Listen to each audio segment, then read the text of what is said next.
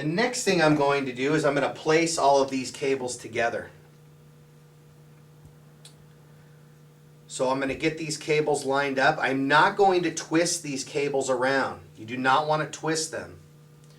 What I'm going to do now is first I'm going to take my lock and slide that down, the little lock nut here. Slide that down my cables and out of the way. I'm then going to feed the cables through the harness itself. So we'll go ahead and push these cables through here. Again, being very careful not to break or snap any of the cables off. If you do accidentally bend one, it's best that you just cut it out. So if you bend it sharply, putting a crease into it. The next thing I'm going to do is I'm going to line these cables up tight and I'm going to slide my tip on.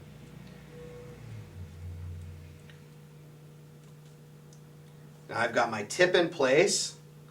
I like to slide my tip all the way down to the actual jacket of the cable here. I then lock the tip in place. It just twists in, locks in there. Now, I have a little bit of room in between the cables and the actual tip of the harness here. So what I'm going to do is I'm going to utilize some extra cables that I have set aside here. And you may have, you'll be able to cut some of these ends off. And what I'm going to do is I'm going to use these cables almost like a plug. So I'm just going to fill the space that I have left inside of this, the tip here. And so you're just going to plug those in there essentially, because what you want to do is you want to fill that tip out as much as possible. So now there's a nice, good, tight fit there. The next thing I'm going to do is I'm going to slide my lock nut up, put my plug in place to fill up the extra space that I have here. And then I'm going to tighten that lock nut down really good, so now nothing can move.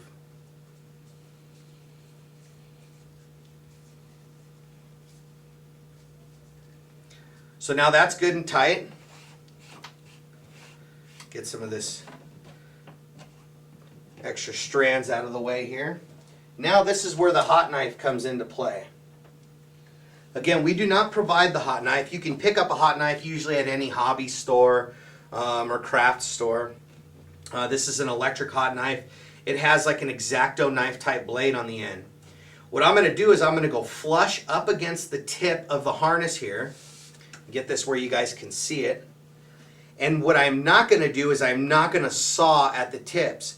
I'm going to allow the hot knife to actually cut through the fibers by applying equal and even pressure all the way through. So I slowly start to apply pressure here and just let the knife do the work. The knife cuts through real nice. So I just cut through like so. Now what this will do is as it cuts through, it actually glazes over the tip. So now, set my knife aside here. I've got a really nice sealed surface here. I probably could have cut mine a little bit straighter. And obviously you'll be able to come through and you could probably put another pass of the hot knife through there if necessary here. If I was going to be installing this, that's what I would definitely do in this case. So now that this is made, this harness is set and ready to go. So basically what I do from here now is I will pull off, let me get some of this debris out of the way here.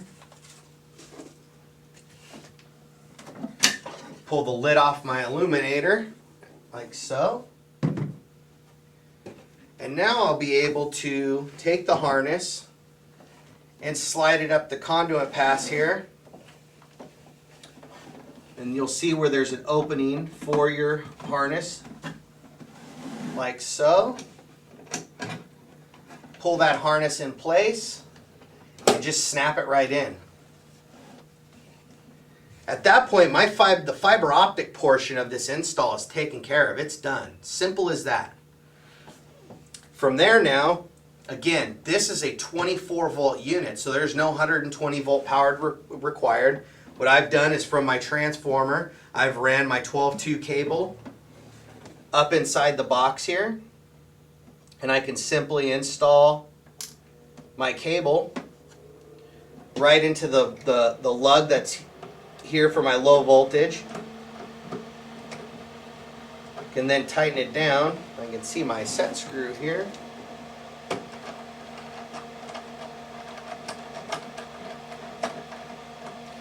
Like so.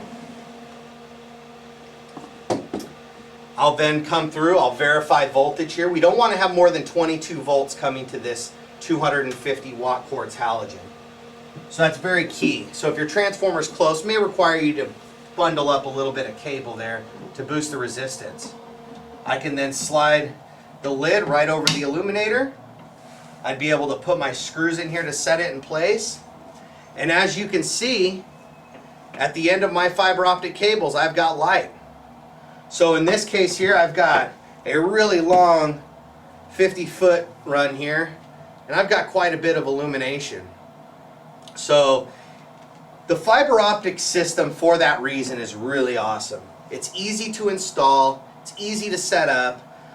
You've got no heat being carried through these cables, no current being carried through these cables. Your only enemy here would be a shovel. So that's where the conduit comes in place, and we recommend you putting these cables in conduit to protect these from ever getting cut through. If one did get cut and you did need to replace it, or if you needed to add light to this harness, it's very easy to do. You know, simply disassemble it, cut the ends off, remake the, restrip it down, add your cable in, remake that connection, and snap it in, and away you go. So that's the fiber optic technical aspect video. If you have more questions, feel free to contact us at the factory. We can assist you with establishing the length and diameter cables you may need. Or feel free to visit us on the web at www.uniquelighting.com.